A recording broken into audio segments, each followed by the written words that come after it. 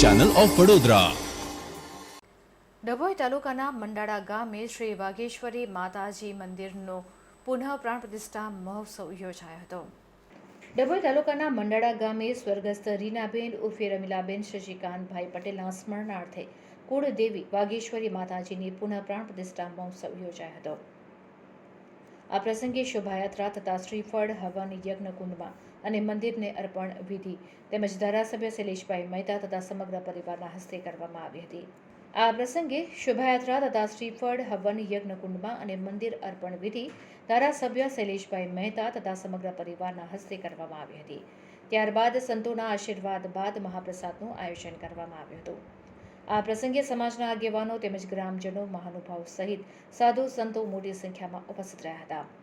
શશિકાંતભાઈ પટેલ પરિવાર દ્વારા ભવ્ય મહાપ્રસાદીનું આયોજન કરવામાં આવ્યું હતું, ત્યારે દર્શનાર્થીઓ પણ મોટી સંખ્યામાં હાજર રહીને દર્શનનો લાભ લીધો હતો।